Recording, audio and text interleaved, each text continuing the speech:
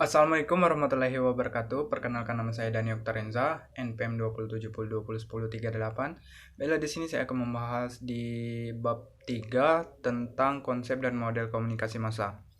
Adapun beberapa pembahasan yang dibahas di bab 3 ini, yakni yang pertama perspektif awal terhadap media dan masyarakat, dan konsep massa, proses komunikasi massa, dan halayak massa.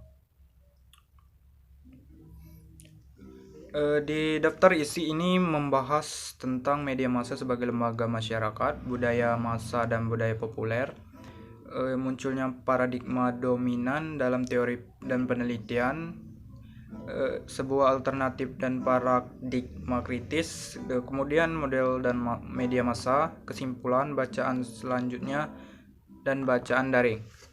Walaupun terjadi perubahan yang besar dalam lembaga dan teknologi media, serta dalam masyarakat sendiri dan juga munculnya ilmu komunikasi, perdebatan publik mengenai signifikansi sosial yang potensial dari media sepertinya tidak terlalu berubah. Penggambaran mengenai isu yang muncul selama 2 atau 3 dekade awal pada abad ke-20 lebih dari sekedar kepentingan sejarah.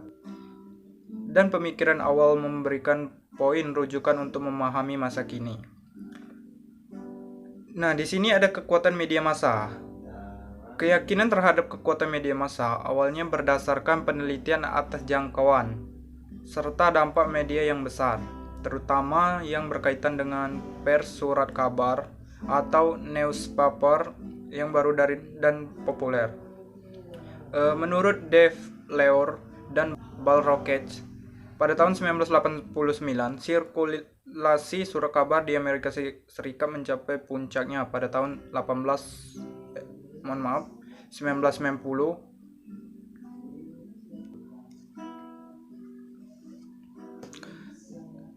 Pada tahun 1910. Walaupun hal tersebut terjadi kemudian di Eropa dan bagian lain dunia, pers populer umumnya didanai oleh iklan, interesting, komersial, komunikasi dan integrasi sosial. Para ahli teori sosial di akhir abad ke-19, awal abad ke-20 sadar akan perubahan besar yang terjadi ketika aktivitas sosial yang lebih lambat, tradisional dan komunal tersingkir oleh kehidupan yang cepat, sekular dan urban dalam jumlah yang besar. Nah, di perspektif awal terhadap media dan masyarakat ini terdapat beberapa bagian. Bagian yang pertama yakni kekuatan media massa, dua komunikasi dan integrasi sosial, yang ketiga komunikasi massa sebagai pendidik massa, yang keempat media sebagai masalah atau kambing hitam. Nah, lanjut ke konsep massa. Konsep massa ini adalah campuran antara prasangka populer dan pembentukan teori sosial mengenai media telah membentuk dasar untuk melakukan penelitian yang telah dilakukan, hipotesis yang telah diformulasikan dan diuji, dan teori yang lebih akurat mengenai komunikasi massa yang telah dibangun. Sementara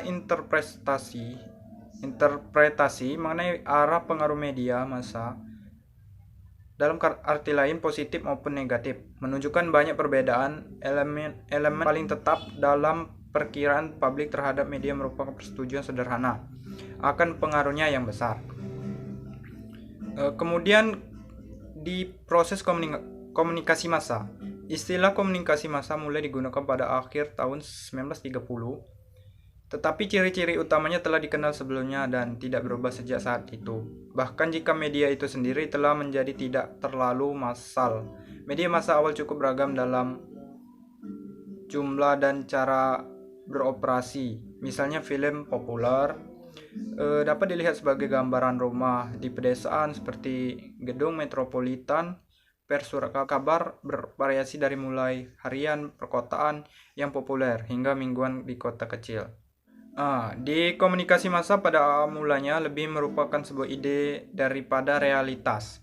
Istilah ini terdiri atas kondisi yang diproses yang secara teoritis memungkinkan, tetapi proses komunikasi massa, ciri-ciri teoritisnya ini terdapat beberapa bagian, yakni bagian yang pertama distribusi dan penerimaan konten dalam skala besar, yang kedua aliran satu arah, yang ketiga hubungan yang simetris antara pengirim dan penerima.